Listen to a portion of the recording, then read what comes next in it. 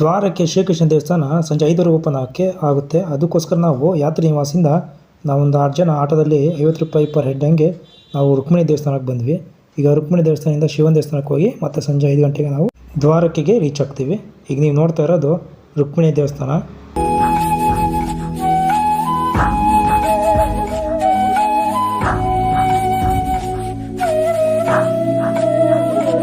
ಈಗ ನಾವು ಇದು ನಮ್ಮ ಗ್ರೂಪಿಂದ ಬಂದಿದ್ದೀವಿ. आदि यात्रा के मालिक भगवान द्वारका नाम, वो जगत पिता है.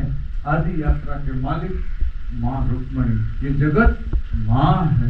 दोनों का दर्शन से मंगल यात्रा पूर्ण होती.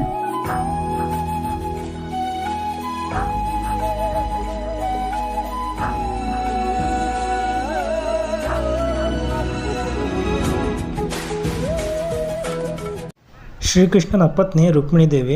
ನೋಡಿ ದೇವಸ್ಥಾನ ಚಂದ ಇದೆ, ನೋಡಿ ಎಷ್ಟು ಸುಂದರವಾಗಿ ಕೆತ್ತಿದ್ದಾರೆ ಕಲ್ಲಲ್ಲಿ ಈ ದೇವಸ್ಥಾನನ.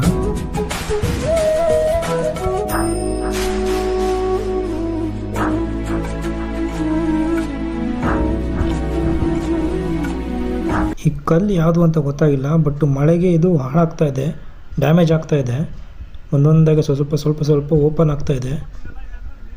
ನೋಡಿ ಕೆತ್ತನೆ ಎಷ್ಟು ಚೆನ್ನಾಗಿ ಕೆತ್ತಿದ್ದಾರೆ. ಇದ್ರ ಬಗ್ಗೆ ಇಷ್ಟೇ ನನಗೇನು ಅರ್ಥ ಆಗಿಲ್ಲ ಕೆತ್ತನೆ ಬಗ್ಗೆ, ಬಟ್ ತುಂಬ ಚೆನ್ನಾಗಿ ಕೆತ್ತಿದ್ದಾರೆ ಕಲ್ಲಲ್ಲಿ.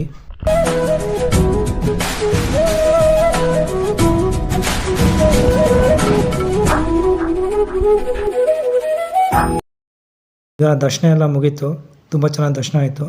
ದರ್ಶನ ಮುಗಿಸ್ಕೊಂಡು ನಾವು ಆಟೋದಲ್ಲಿ ಹೊರಡ್ತಾ ಇದ್ದೀವಿ. ಈಗ ಇಲ್ಲಿಂದ ಶಿವನ ದೇವಸ್ಥಾನ ಹತ್ರ ಬಂದ್ವಿ. ಬೈ ವಾಕ್ ಇದೆ ಎಲ್ಲದು ಕೂಡ.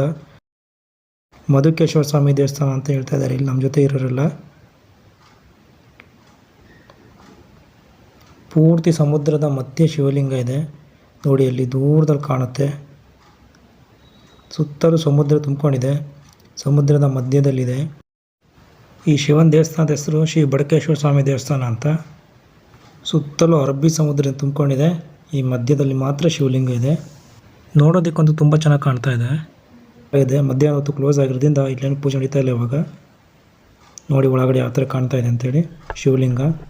ದೇವಸ್ಥಾನ ನೋಡಿಕೊಂಡು ಸಮುದ್ರ ಸುತ್ತ ತಿರುಗಾಡಿ ಅಲ್ಲಿಂದ ನಾವು ಸನ್ಸೆಟ್ ವ್ಯೂ ಪಾಯಿಂಟ್ಗೆ ಹೋದ್ವಿ. ಸನ್ಸೆಟ್ನ ನೋಡ್ಕೊಂಡ್ಬಿಟ್ಟು ನಾವು ದ್ವಾರಕೆ ಸುಮಾರು 4:15 ರೀಚ್ ಆಗಿದ್ವಿ. ನೆಕ್ಸ್ಟ್ ವಿಡಿಯೋದಲ್ಲಿ ನಾನು ನಿಮಗೆ ಈ ದ್ವಾರಕೇಶ್ವರ ಟೆಂಪಲ್ಲು ಮತ್ತು ಆ ನದಿಯ ಸುತ್ತಮುತ್ತಲಿನ ಜಾಗ, ಸಮುದ್ರದ ಒಳಗಡೆ ಮುಳುಗಿರೋ ಶ್ರೀಕೃಷ್ಣನ ರಾಜ್ಯಭಾರವನ್ನು ತೋರಿಸ್ತೀನಿ ನೆಕ್ಸ್ಟ್ ಮುಂದಿನ ವಿಡಿಯೋ.